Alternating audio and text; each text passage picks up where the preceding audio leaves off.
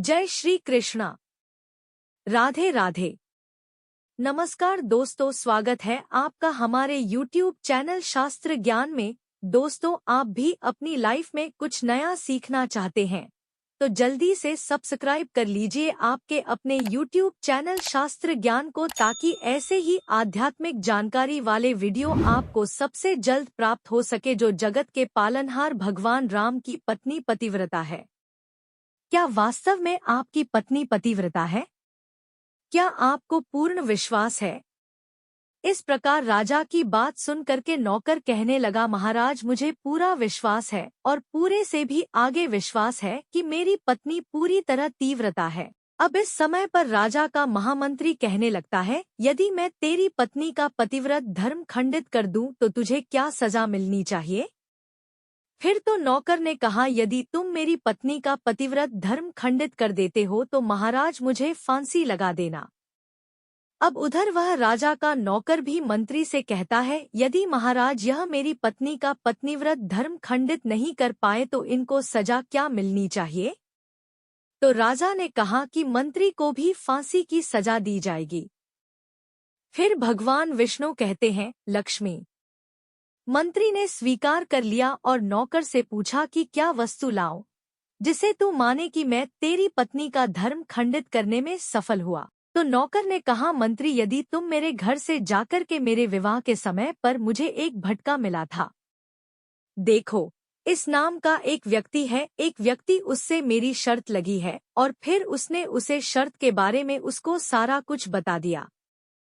फिर वह दूती से कहने लगा, तू कैसे भी करके उस स्त्री से मेरा संपर्क करवा दे, तुझे जितना धन चाहिए मैं उतना धन दूंगा। इस प्रकार मंत्री की बात सुनकर के द्वितीय कहने लगी, भाई तू उस औरत के बारे में बात मत कर। वह औरत पूरी तरह से पतिव्रता है, तेरी और झुकेगी भी नहीं, तेरी शक्ल भी नहीं देखेगी और उनके परिवार के व्यक्ति खूंखार हैं।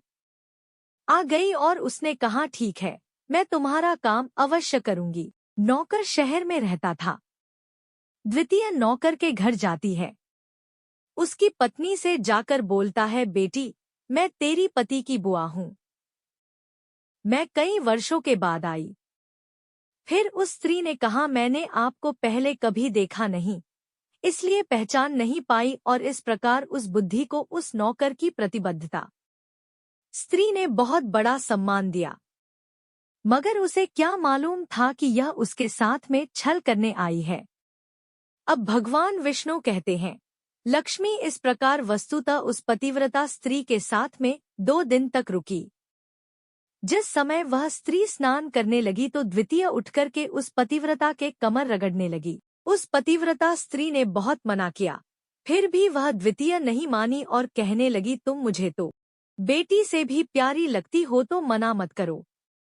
काफी दिनों के बाद में मेरी तुम्हारी मुलाकात पहली बार हुई है।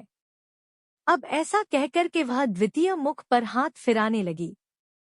फिर आंखों को धोने के बहाने से उस द्वितीय ने उसे पतिव्रता स्त्री की आंखों पर पानी मार दिया और उसे स्त्री की आंखें बंद हो गई।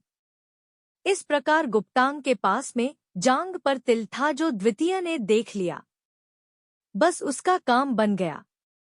उधर स्नान करने के बाद में जब वह पतिव्रता स्त्री रसोई में खाना बनाने गई तो द्वितीय को मौका मिल गया और उसने पटका और कटार उस नौकर के घर से चुरा ली और वहां से एकदम से भाग गई और जाकर के द्वितीय ने वह पटका और कतार मंत्री को दे दिए और उस पतिव्रता स्त्री के जांघ पर तिल की निशानी भी बता दी।